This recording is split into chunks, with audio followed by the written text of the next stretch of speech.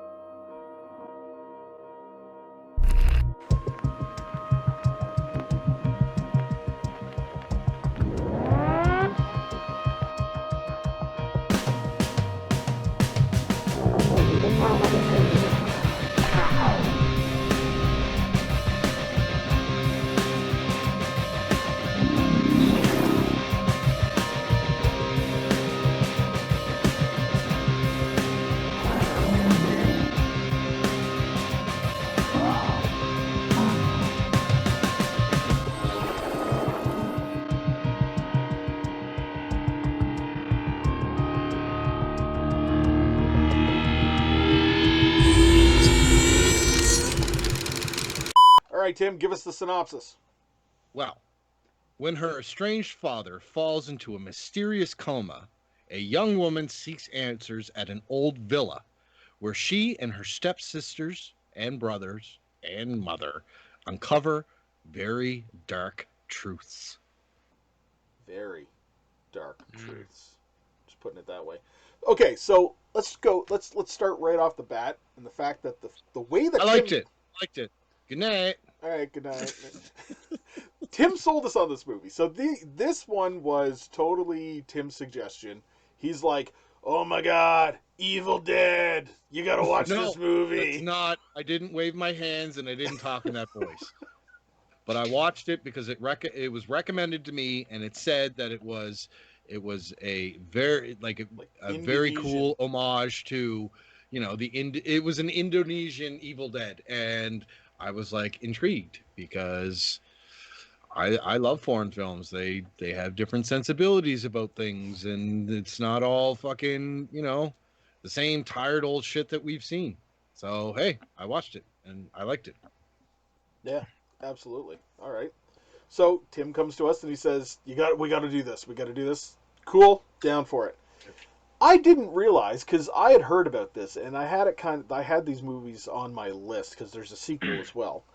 I had these movies on my list to watch for a little while, but I just kind of kept pushing them off because there was other things I was doing and watching. But I just didn't realize that it was, and I'm going to butcher his name, Timo Tjahjanto or Tjahjanto, the guy who produced one of, and I said this multiple times when we were hanging out last, one of the greatest action flicks on Netflix right now, The Night Comes for Us. And the guy really proved himself to me with that movie. And then I come back and I see this, and I'm like, okay, this could be a good time. So, good call there.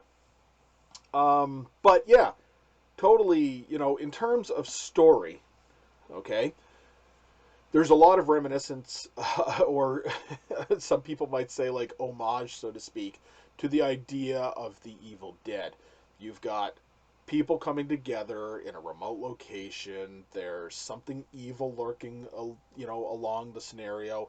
People slowly get turned into these demon-esque characters, and there's a fight for survival overnight. It's what it comes down Oh, to. the monsters are straight up deadites. Like the makeup effects are very similar. Like Oh, when they're I get into the trivia, like he's absolutely like a huge fan of the original Evil Dead. yeah. You can tell. He's said that, and like he's like what I am with like fucking Star Wars or Halloween. Like this is Evil Dead, like Josh is with Evil Dead, and Sure.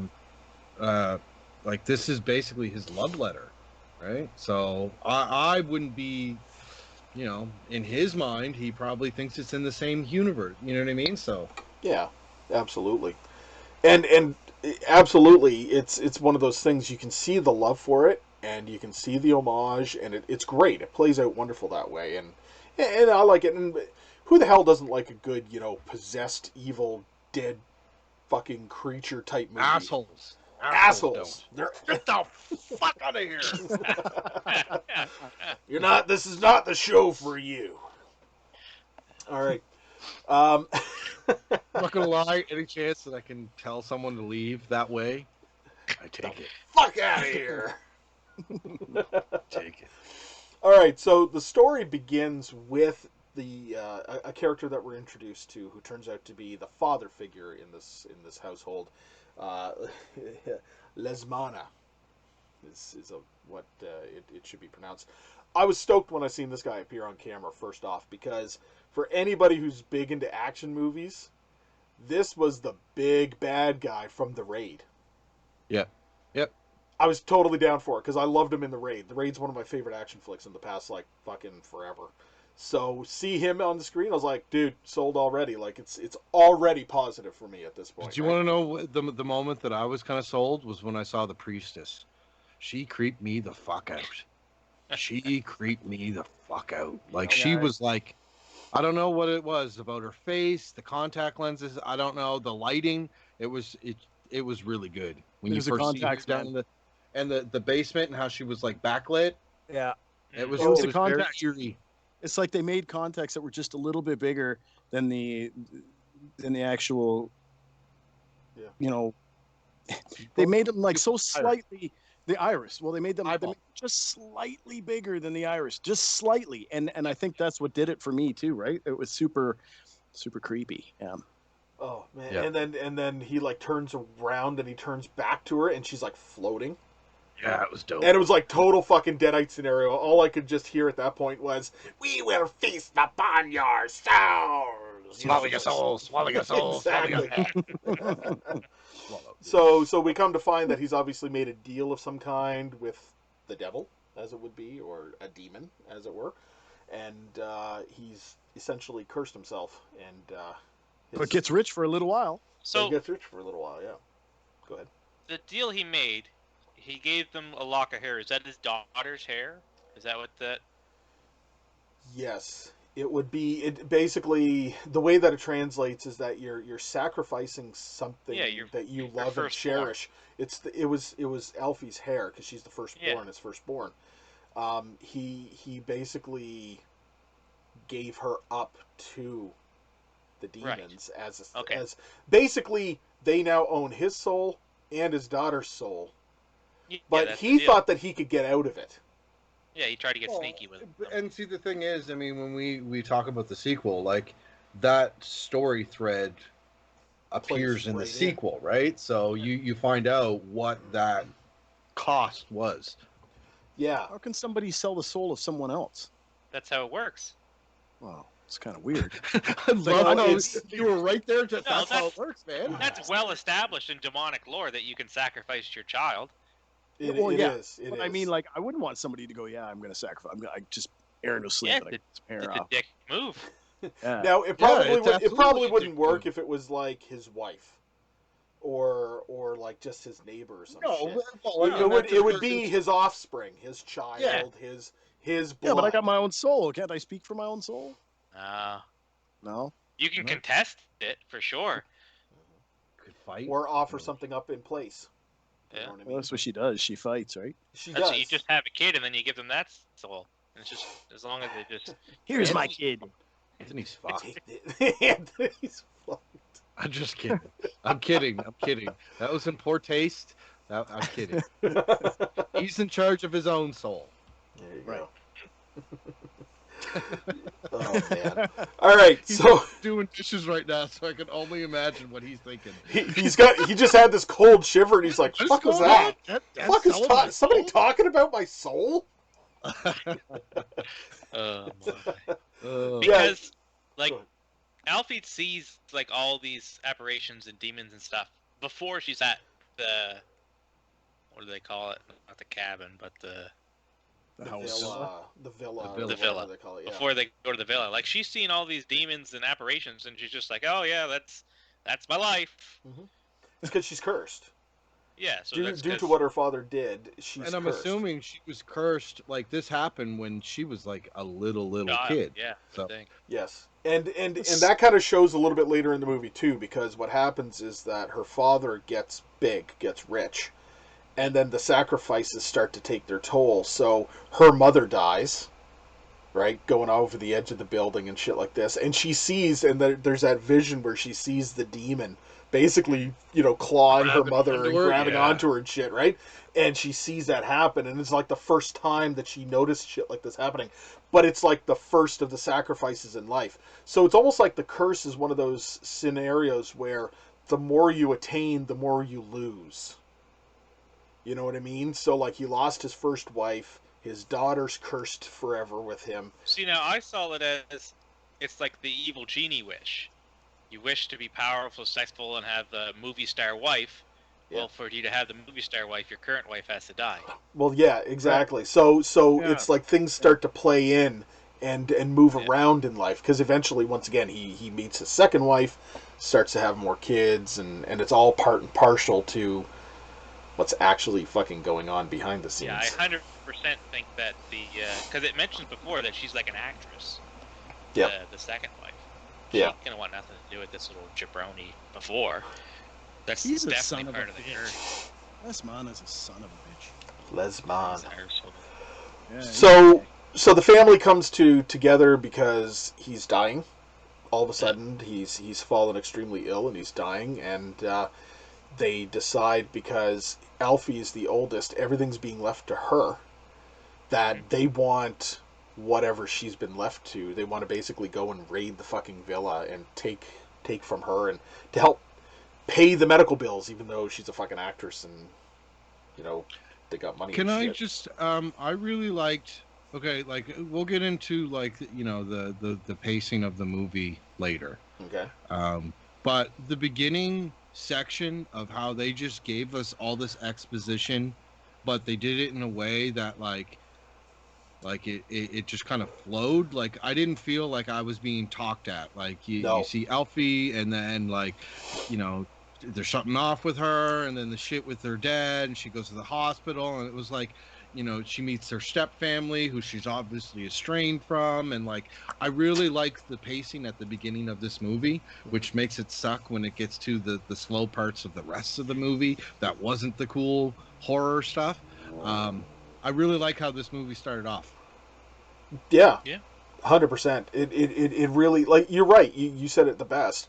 It wasn't talking at you. It was just presenting to you. It was how a story should be, like a flow to it. Like this is how we're going to deliver this information, and I'm not bombarded. I instantly felt comfortable in this world, given like my love of all the Evil Dead movies and just kind of like demonic possession movies and all that in general. Like I didn't feel like what the fuck's going on, why is her dad like this, what's going on with this. Like I just felt like I don't know what happened. But like the pacing in the beginning of the movie, like the first 20 minutes to a half hour was like, Really this is thumbs good. up, I yeah. like this movie. Absolutely. I agree with you, but I will disagree for the second one. Yeah, well, we'll talk about that another episode. We're talking about that another. You're getting ahead of yourself. I am. Yes, you. Simmer down, you. Like So, a little scratcher. the really cool thing that I like about the first bit of the movie here is that traditionally, when you see a lot of these cursed exhibit movies like this, it has to do with, okay, somebody made a deal, and throughout the movie they're trying to find a way around it. I'm going to give you an example. Drag Me to Hell. Yeah, The entire movie is her trying to find a way around this. But the really cool thing about this movie was the guy who makes the deal, Lesmana, within the first 20 minutes, makes the deal. It's years later. The fucking payment comes back in full at this point, too. And a really cool fucking scene, the scene where the hair comes and fucking squeezes the life out of him and shit. And it was total cursed-looking shit, and I loved it. Because that's one of those things that you barely see unless it's one of those twist endings. Once again, like Drag Me to Hell. Spoilers, everybody. This was flat out, the guy paid the piper. But now, whatever's going on is coming for the rest of its fucking Yeah, wants. it's the aftermath of that. It's like, the tax. You know what I mean? Like the payment's been made. Now I need the tax. Now with interest. Yeah, with interest. Yeah. So now we have the scenario where they all come together at the villa and they start to find out a little bit more about the place itself because she remembers it from being young. They don't know really anything about this place, and weird shit starts to happen. Evil Dead style fucking story happens because whatever's in the fucking basement is coming out for them. Love it. Love it. Love it.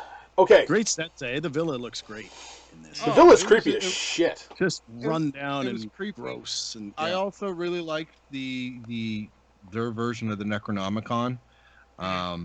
Like it wasn't like it was just a spooky evil book. Like it wasn't trying to be the Necronomicon, but it was. I agree. I also really liked as much as this is kind of a love letter to Evil Dead, I felt like it was more of a love letter to Sam Raimi because like there's elements of this movie that did remind me of Drag Me to Hell. Yeah. More so than like Evil Dead. I got a lot of the remake vibes. Like of all the Evil Deads, if I was to sit and compare them, I think it's most like the remake. I picked up on that too, but I feel that I mean, Evil Dead, whether it's a remake or fucking Sam, like it's Sam Raimi. Yeah, you know what I mean. Like even the remake, sure, was a tribute to fucking Sam Raimi as well, right? So, flat out, my favorite makeup, Deadite type creature in this movie makeup was the mother-in-law. She was creepy as fuck, and she looked just like one of the 2013 Deadites. It wasn't like overly done. It was just kind of like it was more makeup with like the fucking color. And color. It was huge color work, and in the contacts where her eyes were like blackened out, and it was creepy as fuck. Greasy hair and the maybe the alcohol palette makeup's going on because they have lots of water, raining outside, and it was her standing in the rain. But on top of that, like this actress was like tall and skinny, and that really added to when she's fucking coming out of the basement door. Like, it was. It just goes to show, boys, that you can do straight makeup, like color makeup on somebody, and still get an effect out of it. That's very, very effective, right? Yeah. When it comes to, you don't have to apply prosthetics or whatever. There were a few prosthetics in this, but I mean, for the most part, watching this and seeing that it was like just straight color that people were using in this was phenomenal. I was like, wow, they really punched that out. That's wicked. Absolutely. All right. Anybody have anything else to add when it comes to the story? Okay, and the characters, basically. I thought the story of this was pretty basic. Like it didn't have to be any more than it was. I felt like all the people that were acting in it, like there was no real weak link. Like, right like down to the little kid. She was really good. Yeah, like I thought this was for the most part a pretty solid movie. Which is weird because like you usually see like a foreign movie that's been picked up by Netflix. Like how good can it be, right? But like there was a lot of really good shit in this movie. Like I was pleasantly surprised. Well, I think the director of photography needs to be pat on the back too. Fuck yeah, he does. The cinematography in this was when it first started. I was like, wow. The color like tones. It looked like it was a big budget movie, and again, like I found a lot of the movie was really well lit, and like it was very moody, especially when they get to the villa. But like I said, my favorite was the down in the basement at the start with the priestess and the light beams, the rays coming through, and she's hovering, and it's like, but it's in the middle of the day. Yeah, like it's the middle of the day. This shouldn't be evil, and it's like the sun is coming in, and it's like evil as fuck. Like, you know what I mean? Like she's floating and stuff. It's like the morning. There's birds chirping, and you got this demonic priest just floating in the basement, and money's coming. Yeah, I loved it. She's just a conduit. Yeah. I also really liked Alfie. I thought the actress was fucking dope. I really liked her. She did do well. She Yeah, definitely she was like she that definitely final held her girl, own. but she kind of embodied, like, there was moments where I was like, oh yeah, I see how they're kind of making her an Ash character, right? Like, yeah, I liked her. Yeah, she held her own. Yeah, like you're right. She was kind of like they were making her the Ash character, but it was in a lot of ways it was very much so a female empowerment role, as a lot of people are talking about it too, right? You know, she's been down and shit on her entire life, and all of a sudden she's got to deal with the fact that somebody else cursed her. It wasn't even her fuck up, and But why do you got she to make it? fights. And I'm not saying that this is you, because I've seen some of that already out there. But why do you got to make it a female empower? Why can't she just be a strong character Well, in a horror movie? Do you know just, what I mean? it's Like, just no, I agree, but it's she just just so happens to be a female, but like you could swap that out with a male, and the it'd still be the the same world movie. should be to the point where it doesn't matter. You know what I I mean? know, And but it's just an stupid. empowered character, but it's just the Stupid. way that people are taking praise to it. You know what I mean? Because Yeah. in today's day and age, it could have just been another male character, and all of a sudden we had an exact Ash. But they took it to the Mia level in this case. You know what I mean? Like Mia was fucking wonderful, badass. Yeah, but see, that's the thing, and I mean, this is a whole other conversation. But I mean, it's like that doesn't impress me in a horror movie that you got a strong female character. If she's well written, awesome. Look at Jamie Lee Curtis in Halloween. She's a strong fucking female character. It didn't matter that she was female. It just so happened to be that she was female. But she's a well written character. I hate all that stuff. I hate it. Like, just make a good movie with a good character, plot development. It's all we want. We want good horror all that. movies. Yeah, that's all I want. I just want good characters, well written characters, and people that can act. Absolutely. And Alfie was awesome. Alfie was good. Fucking awesome. She was. She definitely carried the movie. Definitely carried the movie. Josh. Yeah. I'm really interested to hear your notes. Okay. I love. Now, with a lot of the foreign films, my notes get more scarce because I got to pay more attention to what's going on the screen. So there's less notes than normal. But I'll still. Now, was there an option to actually hear this dubbed? I didn't see one. I don't know. I didn't see it either. Okay. Because the first one was on Netflix. Second and one the was second on one's Shudder. on. Yeah. Well, Shudder. My first viewing of May the Devil Take You took place March 8th, 2021 at 1:43 p.m. Did he just try to pay cash to a demon? Yep. It's like, you can't just... Well, he paid cash to the conduit for her services to put him in. Is that what it Yeah, was? she's the one that helps to make the deal with the demon. He's paying for her Yes. services. But it's like he had two hands. He had one with the hair and one with the cash. And he was like, "Yeah, you want the money, right? Right, demon? You want this money?" It's like you want the demon's you want like, the "No." money conduit. Here's the hair demon. I almost took it like it was like it was almost symbolic. Like he's paying for service. Yeah. But it was just the act of him giving. Yeah, because he gets a fucking briefcase of money back. The fucking woman is gonna go out and buy a new TV with it. You know what I mean? Like, Yeah, it would be more you know what I symbolic. mean? Like, Yeah, because like as soon as it all happens, he turns around and there's a fucking briefcase overflowing with money too. Like it's. Yeah. So he made a deal with the demon for wealth, and then his wife killed himself. Shitty deals. Are we just not going to talk about the ghost stalker in the elevator that everyone sees but no one seems to care about? So, I really am hung up on this. So Allie's seeing these demons all this time. Yeah. So She's gifted. do people think she's crazy? Well, she's probably to the point where she doesn't give a shit or talk to people about it anymore. She just deals with it. Yeah. Yeah, but if you're telling people that you're seeing these things, they're going to lock you up in a loony bin. True. I don't know. I've heard It just seems like she's very nonchalant with all these demons. Do you take the bus in the city regularly? I hear and see some weird fucking shit on the bus. They're not going to lock me up. What the fuck demon mime? The demon when he's behind the curtain and he's playing the old spooky games. The blood cube. The blood cube was extremely Evil Dead. When he's over top of her and he just starts fucking spitting black bile all over. Oh yeah, that was wicked. Very, Happens a couple of times, unfortunately. Mm-hmm. So seeing these things just a normal occurrence for her, she seems pretty chill for just being attacked by a demon.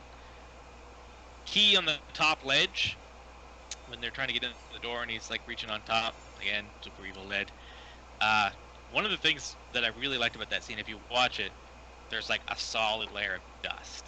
And it really adds like a level of realism to the villa for me. That you see him like reaching for the key on the top and you see like his hands go through the dust. It was cool. Good point. 38 minutes in, and we finally see the demon released from the basement. We have officially reached the get the fuck out moment, where anyone not a complete and total idiot should immediately get the fuck out. Should exit the fucking premises. And love it every time it occurs in a horror movie, and as soon as I see it, I can almost pinpoint the moment where it's like, yep, this is it. This is the GTFO moment. The GTFO moment. The Deadite Mom makeup effect was amazing.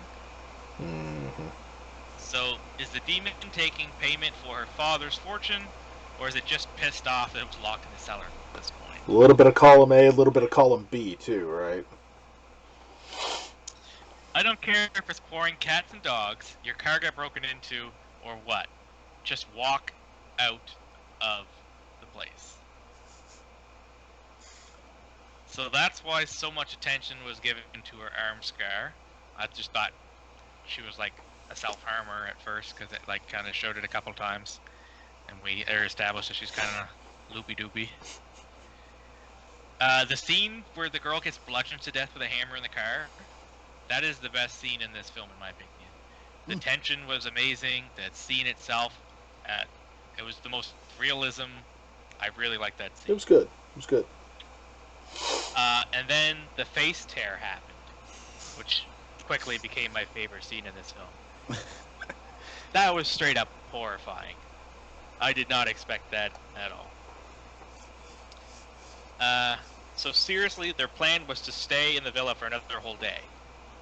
So they get scared with all these spooky demons, and they're like, oh, well, we'll just sit here on the sofa for 24 hours. We're safe now. That was then. This is now. Right? The voodoo doll head pop was really good. Yeah. The deaths in general are surprising and creative. Overall, I do have a hard time tracking stories, especially when we're dealing with foreign films. It just adds an extra level, so I did find myself on my phone a bit. The bad special effect flames were really bad. I wish they didn't use them, because then they switched to real flaming effects. So it's like, just, you could have just shown the real ones and skipped the bad CG. Mm-hmm. Digging into the corpse to find the hair was extremely gnarly. Very good.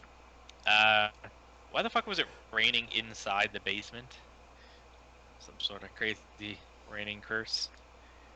And then I just wrote happy ending with a question mark. Mm-hmm. Those are my notes. Nice. Nicely put. Yeah, no, you bring up a couple of really good points in there.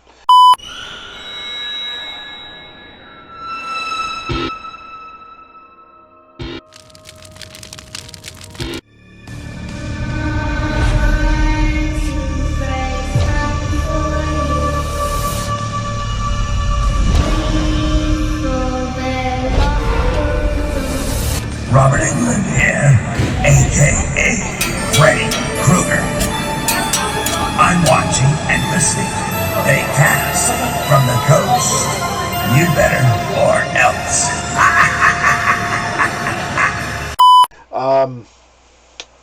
But let's move on to see what Aaron thinks about the effects work in this movie. I have quite a few notes here, boys, for this. Oh, I mean, God. I know, eh? Like, holy shit. Jeez. I'll skip over some ones that I... Well, shut up, Tim. No, I'm just kidding, Aaron. I'm kidding. What a guy. No, I'm not gonna lie. I'm not gonna lie. This was one of the movies that I was like excited to hear your notes. Oh. I'm legit excited to hear every single syllable. Okay. All right. Well, on that note, right out of the gate, when the hand cut, she gets her hand cut. I don't know if you guys noticed, but it looked like the cut was already there. She went, and it was there as she did it. I went back and I watched it, and it looked like the actual blood was there before she even They're cut. crazy. They're crazy. No, I don't believe it. I looked at it, and that's what I saw. When you watch these movies, do you go back and rewind and watch and like rewind, or is this what you If I see? see just the something first that's a little off, I'm like, I got to watch that again. I got to slow this down and watch it. I do. frame right? by frame? Yeah. Sold his soul to the devil. And next note is cinematography is great so far. This is what really got me into this. I'm like, yeah, right on. You guys are going to love this next one. Trust me. Soundtrack feels a little bit like Phantasm. Oh, it kind of It does. Right. Didn't notice. No, it doesn't. Blocked a part of that life out of my mind. I No. did. He was just missing a tall man. Yeah, exactly. Not bad effects on the father laying in the hospital bed. Again, he had like just little picks and flesh wounds and stuff, but then he had like the rotting fingers that was like they were just painted black and things. The way that they did the makeup on that, it was cringy. It was definitely cringeworthy. And the really cool thing that sold it for me in that whole scene was when they acted that he's rotting and he stinks. And one of the actors was like, "Oh, right." Yeah. That to me sold that scene. I was like, "Yes, right on." That they added the element of you can almost smell that he's rotting, right? I really like that's that. pretty good. That was pretty cool. Yeah, totally adds to the experience. Notice the slight drone in the soundtrack, like Evil Dead. Very slight, low bass drone was coming through my speakers, and I'm like, "Really? Okay, cool." So I was perking up for this. The makeup in this whole film, I looked at the credits, and I don't think they got anybody that was. I mean, there's no credit really for any special effects in it. I think they just brought some people in that were talented, and unless they're uncredited or whatever. But that's what the credits indicate, is that almost every artist they didn't work on anything else before this. That's what I got out of it, right? Which is pretty cool, because if that's the case, I don't know if you guys do a little search on it while I'm talking about it, but they did a pretty good job. Yeah. The rigid collodion scars look great on Alfie's arm. I don't know, Tim, Josh, are you guys? Do you know what rigid collodion is all about? I have Boy, do I. three bottles of rigid collodion. That's how I do Okay. my Joker scars when I do the. That's right. You did Ledger. mention that. Yeah. Yeah. So I rigid got to see collodion, it for the first time this year. it's pretty cool stuff. Bet me Yeah, up. we used it on you. Yeah, we did. Yeah, that's right. For those that don't know, you paint this stuff on, and it basically pinches your skin and turns into like a light plastic kind of thing, but it pinches your Looks skin. like It makes, scar tissue. yeah, it actually looks like you're scarred up, and you can add just a little bit of color to it just to give it a nice little hue. Yeah, so I think they did a great job with the rigid collodion on this, and it was pretty. The continuity was good with it as well. Let's see here. The blood barf scene was gross. I mean, she had her mouth open for most of it, and I was like, yeah, it doesn't matter if it's fake or not. That was just disgusting. Nice attention to details like sweat. I was paying attention to all that. Did I mention that the sound design is wicked? Yep. Love the old building set. I mentioned that earlier. Looks like the old cobweb machine came in handy. You guys pay attention to all the cobwebs that were going on in this villa? Intense. They were, yeah. So, and it looked like they used the old webcaster for this. Yeah. What is when they do that? What is that made It's of? usually like hot It's like glue. hot glue. Oh, really? You can do hot. You can do a hot glue version, or you can do like a what's the other thing? Contact cement. You can actually spray contact cement, and it will web up, right? Yeah, it's Super got to be. cool. It's done in a very similar way. It's got to be like aired as it's coming out, like through like an airbrush type system, and it strings it because it starts to heal in air. Right. Yeah. And it clings to itself, right? That's the hot glue method, right? For years, Hollywood has been using the contact cement way as well, because they really add to the contact cement stuff. Adds really well to it. I think Indiana Jones used a lot of the contact cement, so you can see the difference between the cobwebs there and the cobwebs that are in this. Cobwebs that are in this have a nice little shine to them, right? So I thought they did a really good job on that. I could tell that they were pretty tough as well, because a lot of the actors were touching them and they were staying in place. So nice job to that. Love it. Let's see here. Very Evil Dead feel with Ruben opening the basement door. I got a very Evil Dead feel when the door opened and the camera was kind of creeping forward at it, and you didn't know if something was going to come out of it, like Grandma in the basement or whatever. Father pulling his hair out of his mouth reminds me of cleaning a shower drain. I just got those heebie-jeebies, right? I was like, oh, this is disgusting. Oh, and you got the smell and everything, and then the death by the creeping dreadlock was gross, but shot very well. The breaking fingernails while being dragged away, that's always a cringe classic. You see the nails actually bending and snapping. Yeah, when the mother was being dragged and shit. Yeah. Great example of straight color and contact lenses being very effective with the mother scene from the basement. So there we go again, right? You use contact lenses and you just use straight color out of your palette, no prosthetics or whatever, and you start laying the colors on, and you can come up with a creepy character. I want to mention too that the contact lens design in this whole thing, where they had the eyes bloody and things, that was done A1. When you got like your sclera part of your eye and it's got little blood vessels all broken and stuff, that's super cool. I think that adds to every single makeup in a horror movie. And even when somebody gets beat and they got a blood vessel that's broken in their eye, I think that's super cool. I did notice that the bite location on Alfie's arm moved. It moved slightly, so it was here, and then it moved over here. So that continuity was off a little bit. Yes, it was. Continuity, please.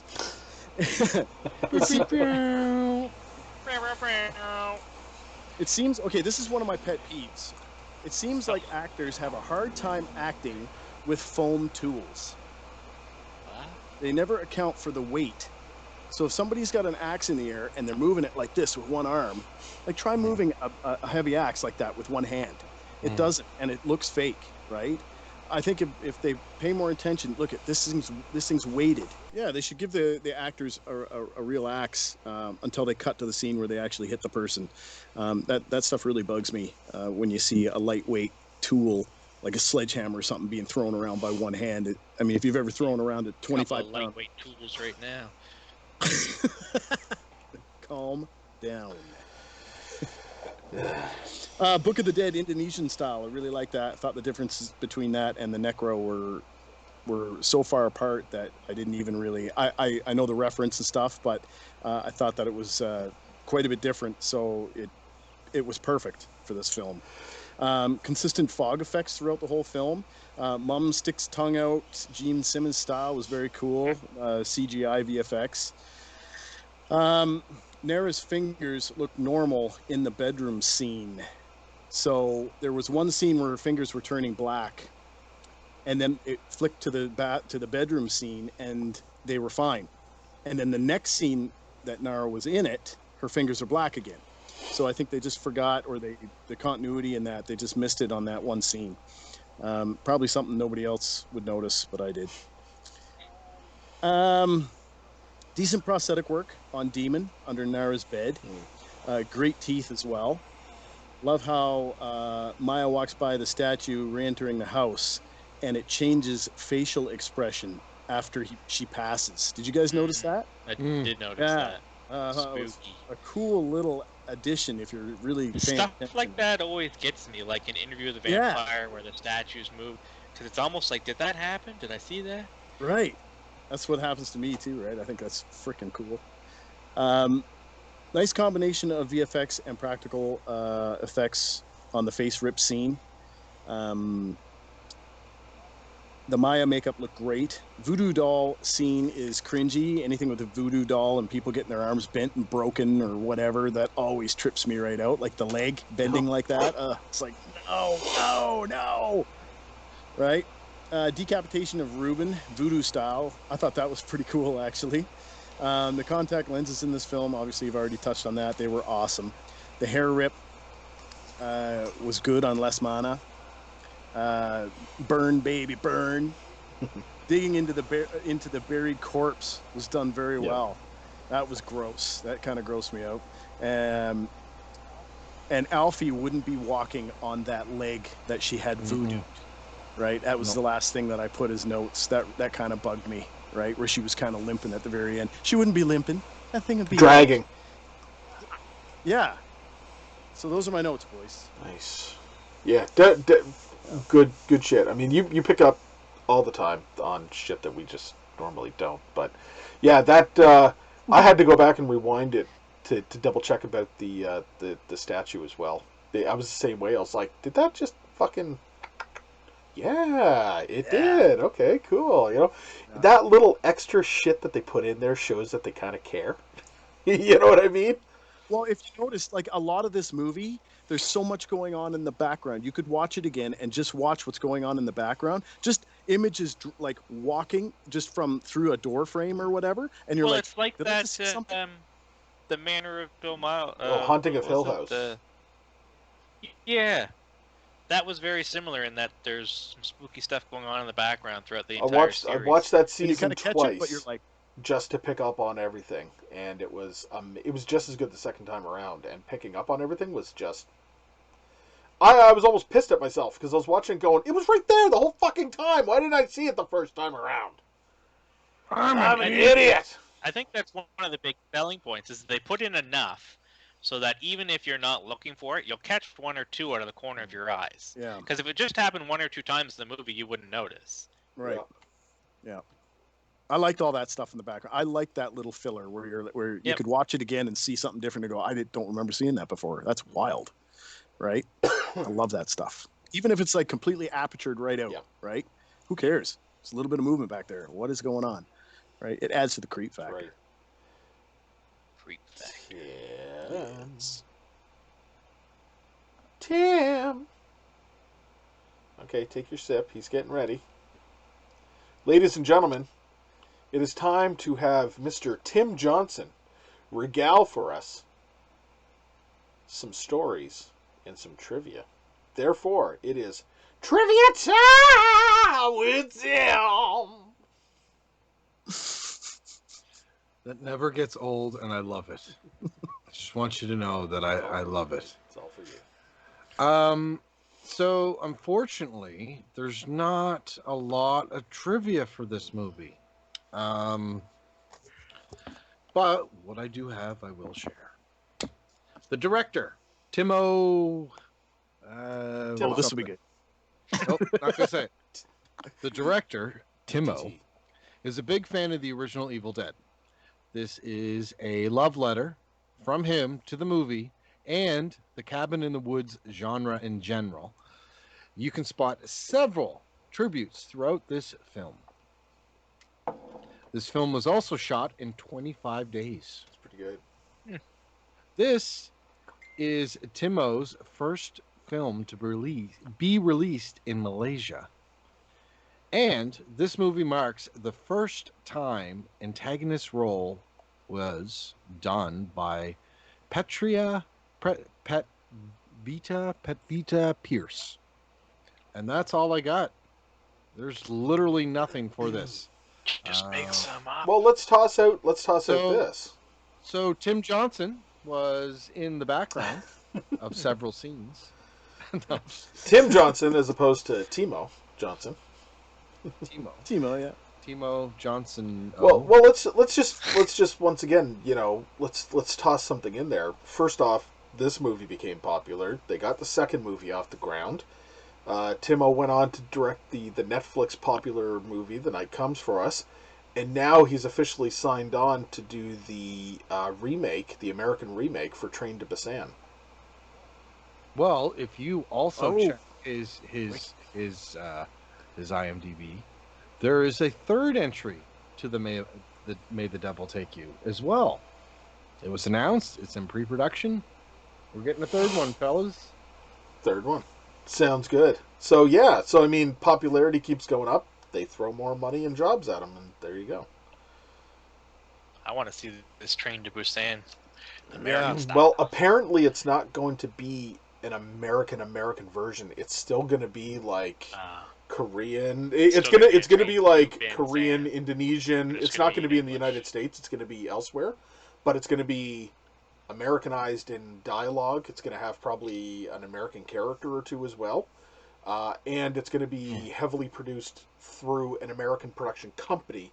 So it's, what do you want? Here's all the fucking equipment that you would ever want. Yeah. And a crew to go with it. But to make it big in America, they would have to be in English to get like a series. Well, that's release. what it's going to be. It's going to be English, just, not taking place in the United States. In fact, the original version that was proposed was going to take place actually in London. That's what I told you guys when we first saw it. I want to see the train to Cockfoster. Cockfoster. That's the last stop on the tube in London. Mind the gap. We're going to Cockfoster with style. And those subways, they get packed. That'd be creepy. Mind the gap. Welcome to Cockfoster. So that has been officially Trivia Time with Tim. Yeah. All right, ladies and gentlemen, it is time for us to give our final thoughts on this movie and officially give our review. Yeah, so I'm going to start off with Aaron. Ah! Go. Holy That's crap, Josh. Your eyeballs were like huge for a minute. I mean, it would have been nice if you would have gave it to me, considering I didn't really get to talk this episode because there wasn't any trivia. No, what a relief. Second. Well, boys, I won't take your, I won't make you have any sentiments coming from me, Tim. How's that sound? I'll be brief. No, you take as long as you fucking want, Aaron. All right, cool. All right. Well, it won't be long anyway. I covered a lot of stuff in this. It's only Adam that's the long-winded. He always goes. I'm at the end. long-winded bastard. I'm like, geez, I'm watching it on YouTube, and I'm like, there's still 15 minutes left. And Adam just started talking. his fucking review at the end is 15 minutes. But it's usually because it's also like everybody starts chiming in too, so it elongates shit. So go ahead, Aaron, go. All right. Easy. I like this movie, guys. I enjoyed it. I found that I didn't pick my phone up. I might have picked it up once in one little spot. Just, I don't know why, but if a movie's grabbing me, then I'm not gonna, my phone usually stays down or whatever, and I'm paying attention. And my notes, I've got a long list of notes here, so obviously I was paying a lot of attention to what was going on the screen. Everything, like I mentioned before, I love the cinematography. I love the sound design. I like how they were so, they had the ingenuity to design makeups that weren't seriously elaborate, but they were very effective. I love how they added the greasy hair and the hair instead of like branches or vines. The hair, hair is disgusting. And in the context that they used it, wrapping around, and when you make that reference to pulling hair out of a drain, and you see all that black, and then you see a scene when somebody's wrapped in this hair, it's like, oh man, that was totally cringeworthy for me. I thought the storyline was great. I thought all the camera angles and the director of photography did a fantastic job. Everything in this film kind of melded together. And me being an Evil Dead fan as well, I thought the little parts and pieces that they threw in they were blazing that an homage to, blazing. Yeah, they were the homage to Sam, but I thought they were done pretty subtle. I really liked the little things that I got to pick up on that. It was almost like a little game that I got to play while I was watching this film. It was a little more demonic, I guess, than Evil Dead. Would everybody agree? Yeah. But I think that the villa was tight. I thought all the effects from the fog and the sweat and the cobwebbing and everything like that. I just thought that they had a pretty good crew here that all melded together to make a cool film in Indonesia. And for that reason, I'm going to give it an R. Ooh. Recommended. Yeah. Tim. What? Speak now. It's your turn. It's fucking, I speak when I want, Adam. It's like fucking Zap Brannigan about ready to spit some fucking rhymes. All right. I really like this movie. I felt that it was very much, I very much picked up on the love letter vibes to Sam Raimi and Evil Dead, but it wasn't to the point where it felt like it was mimicking it or copying it. Like it did its own thing. You could tell where he got the inspiration, but he did his own thing. He came up with his own story. And again, like I said earlier, like it was a pretty simple story. I do agree with Aaron that it is a little bit more demonic in some of its imagery than Evil Dead, but I mean, it wasn't to the point where it was like I felt uncomfortable watching some demonic. I agree. Like I agree. it's a horror movie, right? Yeah. This is one of those aspects. I thought the acting was solid. Even though they're speaking a different language, they still emoted emotion like all humans should. And I kind of understood, you know, even though I didn't speak their language, I kind of got the gist of, you know, um, special effects were dope. They were so dope. I loved the vibe of this whole movie. I loved the aesthetic of what their Deadites look like. I loved the cinematography. I loved the lighting. I loved the mood. I really enjoyed this movie. Um, there were some pacing issues. I felt that it started off really strong, and then once they got to the villa and they were kind of like going through the motions at first before the horror stuff, like there was a 15-20 minute thing. I was on my phone. And and it felt like it was right in the center of the movie, but then it picked up again, and then it died down, and then it picked up again, and then it picked up, and it was good. So I'm conflicted a little bit, but I think I will also give this an R because at the end of the day, I really enjoyed it. It was I went down the list. It checked off a lot of boxes, and yeah, I'm gonna give it an R. Nice. Excellent. I'm gonna go next. No, I gave it an R. I didn't give Well, it an X. well I gave it an recommended. R. My turn. Josh, you're going last tonight. Prepare to settle Prepare in, to Josh. It's gonna be You've got a bit of a wait here. 15-20 minutes. All right, Share I'll keep sentiment. it short for me. Aaron's I'll keep it sentiments. short for me. I love the effects work in this movie. I love the practicality of a lot of what I saw. The Deadite type demonic creatures were awesome. Like I said right off the bat from the beginning, the mother character was like fucking dope. That was pinnacle shit for me. Seeing her with the blackened out eyes and the fucking rain and the blood and the coagulation and shit, dope.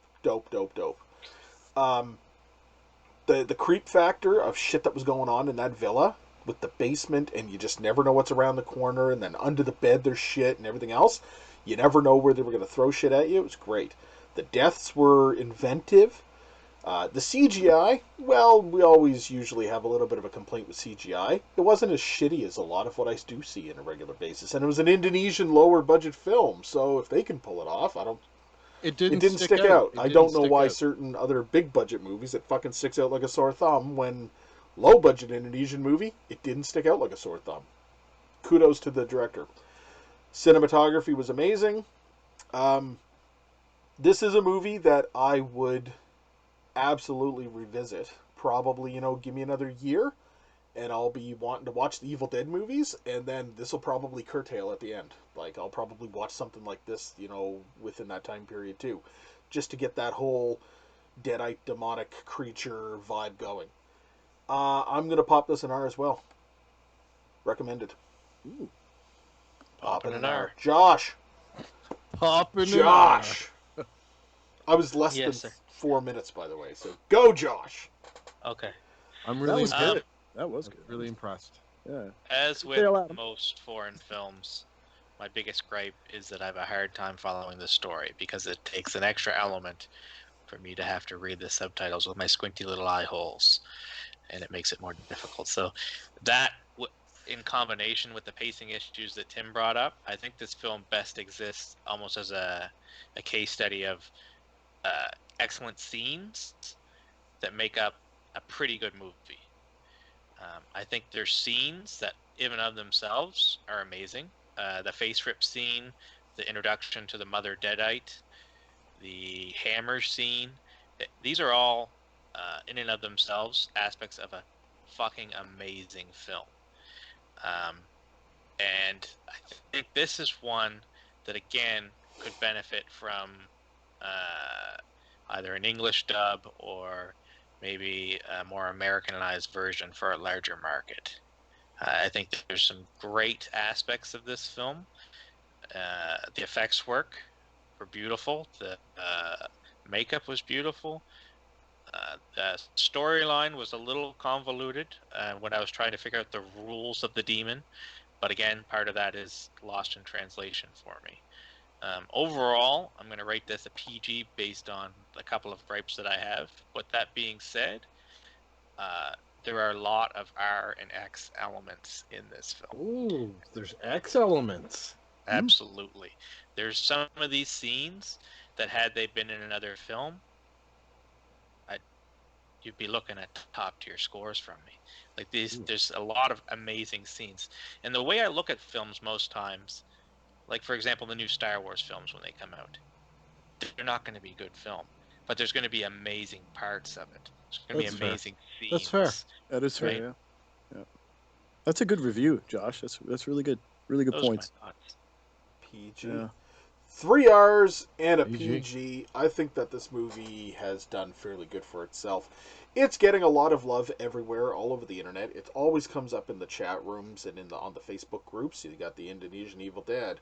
The only thing that I thought that didn't sell the movie right was the original poster that I saw for this. It looked like an actual little fucking Evil Dead cabin in the woods. It didn't look like the villa that's actually in the movie. So when I actually did what... Can I just... Oh, I was just to say, like, I'm actually really surprised, as big of a fan of Evil Dead Josh is. That's a pretty high... I'm really impressed you gave it a PG. Yeah. He could have been like, this movie tried to fucking rip off the best movie ever made. Yeah. Fuck this movie. No, it came in a part of love and joy for the series, and the homages they paid were done well. So there you go. We got a PG. I think there's a difference with somebody like copying something or giving like homage to something. I think, yeah, absolutely. When you're taking it and it's a clear homage, like the keys over the ledge, no one's gonna look at that and say, "Yeah, you're just ripping off Evil Dead." Well, no, you fucking idiot. That's an homage. No.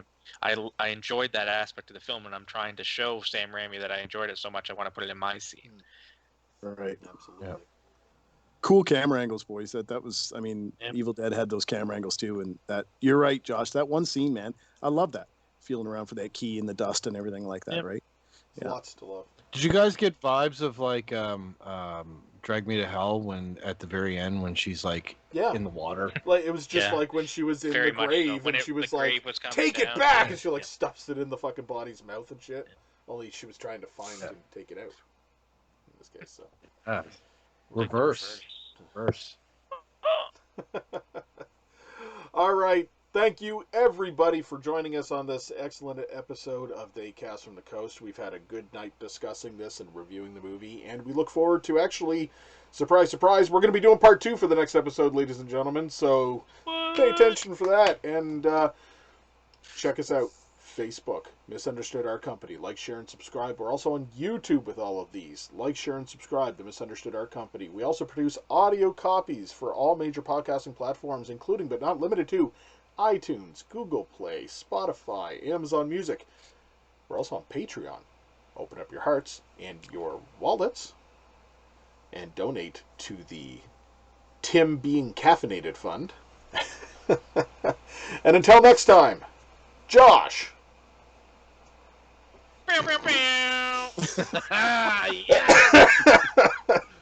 Aaron.